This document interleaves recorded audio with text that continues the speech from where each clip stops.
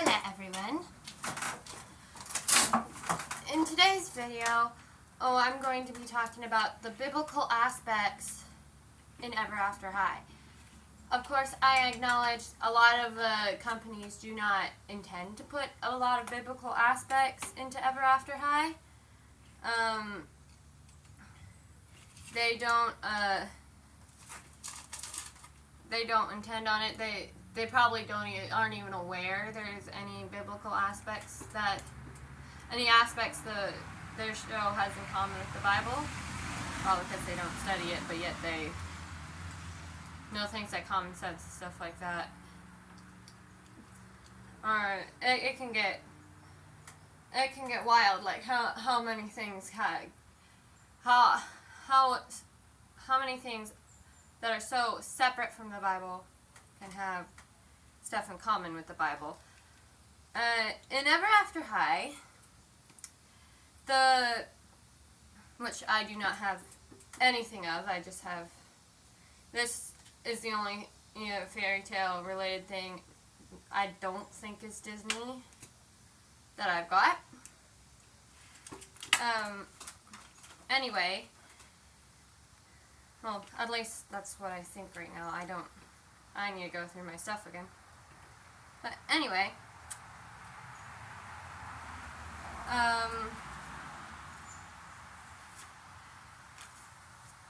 one of the biggest,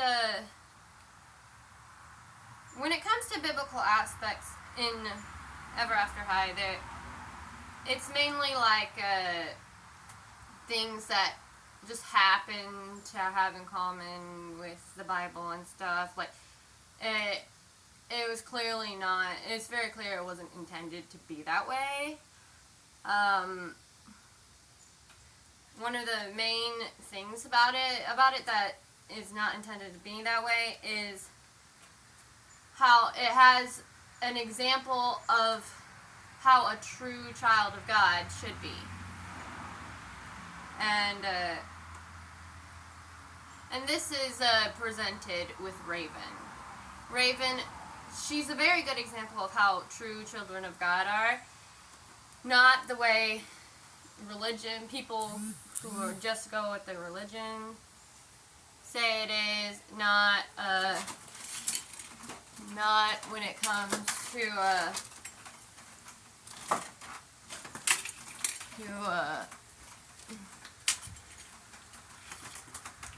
not when it comes to things like religion and stuff like that. No. But when it comes to how a child of God should be, the way the Bible says they should be, Raven, she's a clear example of this. She stands up for others strongly. She strongly stands up for others, stands up for what she believes in, and most importantly, she shows the 9 fruit of the Spirit with how she acts and talks and stuff. She also shows that she also shows like certain aspects of like where she stands, like how she where she's being called to, like and actually accepting that sort of stuff. Like she has a troubled childhood with her mother and stuff, which shows she will probably end up being someone that helps people down the road with troubled childhoods and stuff like that. She'll probably help other people down the road who have major mama issues, just like she does. And which is one quality a lot of children of God have. It's also a quality a lot of people that aren't true children of God have, but especially true children of God have that quality where you can tell, like, you can get an idea by looking at them, seeing how they are, and hearing a little bit of their story, where they're going to have influence in the world. And Raven, she has this situation. she doesn't come forth to be a leader in any way. She doesn't choose a lot of things that happen to her, but she does end up acknowledging it happens, that a lot of things happen for a reason, like, and she has a lot of qualities that every true child of God has. You just gotta look for them. And also another quality of a true child of God she has is having those people who just believe they are being 100% selfish, people who think they're the worst, and they get ridiculed often for just being the way they are and stuff. Which Raven experiences a lot. She experiences it with Apple, the Milton Grimm, and some of her teachers like Baba Yaga and stuff like that. She really experiences backlash, bad in senses like that. Which true children of God, they do go through that. And the Bible talks about that as persecution. Like, every child of God will get persecuted for doing what's right. Which is a sad truth, but it is what it is.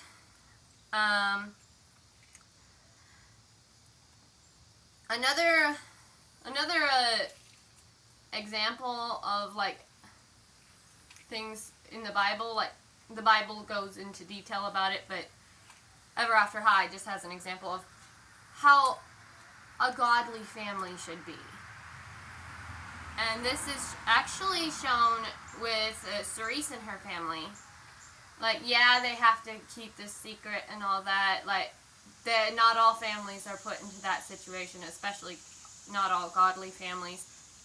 But they do experience persecution in other ways, like Cerise having to wear her hood all the time, even though she really shouldn't have to. And then Ramona and Cerise having to deal with public opinion on them being destined enemies and stuff. They have to experience. They end up having to experience that a lot, way more often than they probably want. And then also in the books you can find in the book The Unfairest of Them All,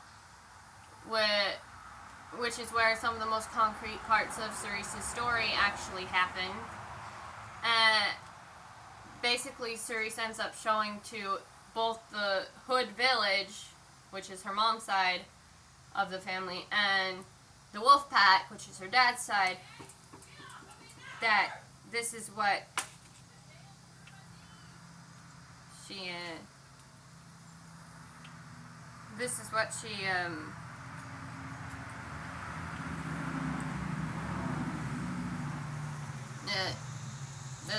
is. She's a mixture of the two.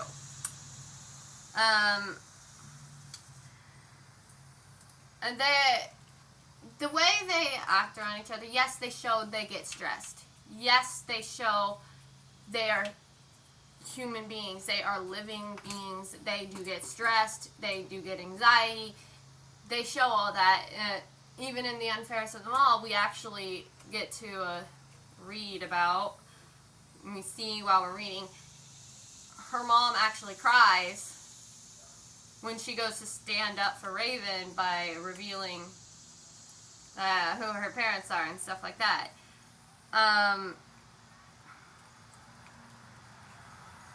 And then also with that scene, it's like you can tell it's a lot like Cerise has been being prepared to make them accept her throughout her life by the whole fact that she just won pretty easily. Yeah. Which God does prepare us. He has us go through stuff. He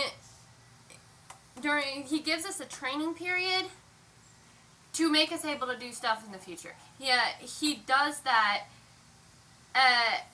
And what she was doing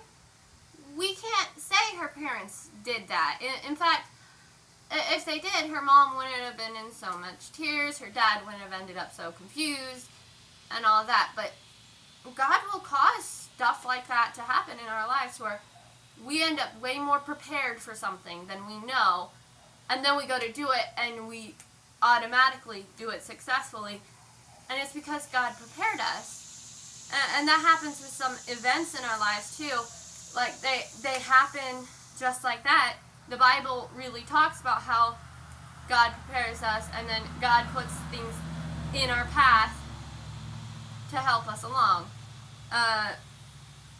He does stuff like that.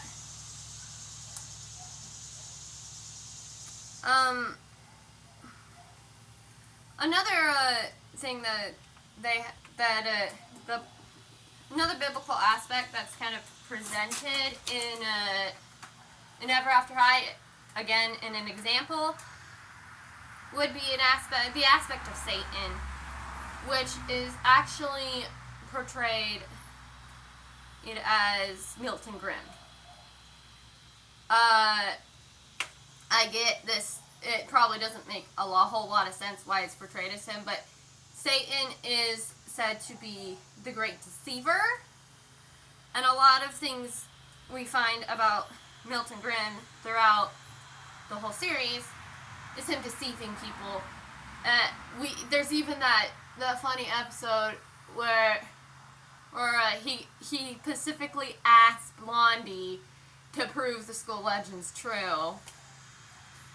And he's literally making them out to be that way. He's putting through the work, even though they're not true. They're just myths and stuff that Mythbusters would prove wrong.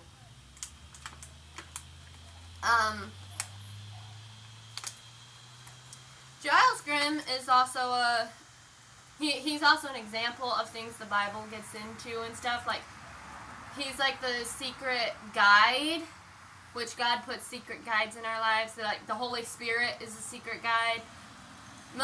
Giles Grimm, he's basically guiding the students. Of course, we probably didn't get to see a lot of things with him being the secret guide happen because of how it cut off the way it did, because the way it went, it wasn't long after his curse was broken and he was reunited with his brother that they went into the whole thing with the Evil Queen, so they had to focus on that. But once that was done, it was all done. And between those, there was also the whole thing with Wonderland and stuff, which was building into the Evil Queen stuff. So it was kind of put on the back burner. So I'm pretty sure that was probably something that was going to put on the back burner to bring it back into once they got past everything with Evil Queen. But they didn't quite get to do that because of, well, a lot of things that happened at getting shut down and stuff. But Giles Grimm, he takes the role of this secret guide, which also angels do that sometimes. You read in the Bible where angels show up in strange places and stuff where you don't expect them. It's like you end up talking to angels, you see them, you hear them. There's all kinds of moments like that where angels give advice. Like there's a time with Abraham that happens, with Mary. There's a whole lot of them. And the Book of Legacy is like some of the books of the Bible, not the whole Bible, because the Bible, it's a collection of a number of different things. Like, you've got books of history in here, which is like First, Second Kings, and First, Second Samuel. You have letters like the Pauline letters in the New Testament. You've got books that are like a mixture of a few things, that you could say is a mixture of a few things, like Genesis. It's not just history, it's also like bringing together stories that come from a number of different cultures that are most likely to be how things were, like, so far into the past that we've never really got first-hand written descriptions of, or anywhere close to that. But the books that the Book of Legacy does have in common with would be like Revelation and the books of the prophets, because those are prophecies and stuff like that. Like the books of the prophets, they are way more complex than a lot of things. Like there's a lot that goes into them. But the Book of Legacy has a lot in common with that. Of course, it doesn't give names like the Book of Legacy does. It doesn't none of those books requires you to sign anything, nothing. It's just telling you, like, hey, this will happen, or this is what God says will happen, and stuff like that. This is what God has told me. It's more stuff like that. And then about the main biblical aspect that Ever After High actually fleshes out, especially in the books, and like gives more aspect to, is the power of choice, which Raven in the Book of Legacy, Storybook of Legends, which is the first book of Ever After High. In that book, she actually states, "Don't I have a choice?" Like, there's a number of times she does this. She specifically states, "Don't I have a choice? Can't I decide for myself?" And this is explored throughout the whole series, like, not just in the books. It's not as straight out stated in the movies like it is in the books, but it is explored in the movies.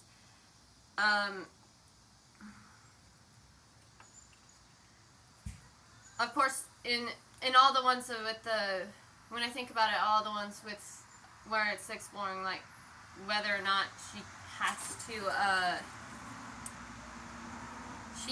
to sign the Book of Legends. It does get into it. It probably does state it in the movies with that one, but it's only excessively brief. Where in the books, it is heavily implied, heavily stated, more than that. And then also there's also the aspect of God, how much power he has. Of course, it is different between the Bible and Ever After High, because there's actually specific characters that have things in common with God in Ever After High, and that's the narrators. Like, they do have things in common with God. Of course, it gets the most direct to it with I think her name was Bridget. I don't remember exactly, but the daughter of the two narrators in Way to Wonderland, where she basically she shoves around some books, and she's kind of working behind the scenes here when it comes to, like, everything going on when they are in detention in Wonderland. Like, she kind of works behind the scenes, and God does that sometimes. Sometimes he will be working behind the scenes, and we will not see what he's doing. We will not know what he's doing. Of course, with, I believe her name is Bridget. With Bridget, they are more aware of what she's doing when she's working behind the scenes and stuff. And that aspect with the narrators is also visited in the book A Wonderlandful World, where Maddie keeps interrupting the story. That might be in the unfairest of them all. I forget exactly which one that is, but I think it is A Wonderlandful World, where Maddie's like interrupting the story and being like, "What are you up to?" And the narrator's like, "Maddie, you can't be interrupting me. I'm in another scene. There's things more interesting going on over here. I cannot tell you what I'm doing. So you chill." But that it's also established there that they do things that there are behind. God does that. The narrators do some things that are kind of behind the scenes to some of the characters, but end up helping tell the story or helping to influence the story, as in when it comes to what happens in Way to Wonderland. Anyway, that is it for this video. I'm sure there's way more aspects, biblical aspects, that can be found in Ever After High, at least examples of them. If you know of any I haven't mentioned, you can mention it in the comments below. I'd love to hear from you guys, especially if it's not, if you're not meaning offense, if you're trying to be nice about it and stuff, because that wouldn't be very pleasant. It wouldn't be very pleasant to be reading comments that are meaning wrong, which I don't like that. Which I shouldn't dig a hole right now. Anyway, comment down below, especially if you know of any other biblical aspects I haven't mentioned. This is just a few that I've noticed that I've been able to pinpoint myself.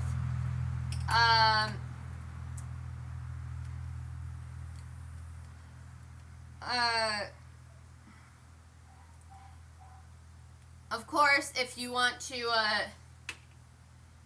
learn more about what actually the Bible is, I have another video that actually explains what the Bible is and stuff.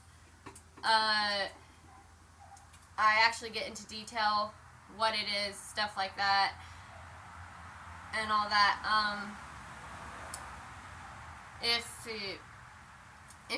If you like the video, give a thumbs up, and all that sort of stuff. And if you want to subscribe to stay updated when I post videos, which everyone has a life, so I might not always manage to get into it. I'm human. But if you want to see when I post new videos, subscribe, and I will see you in the next one. Bye, all.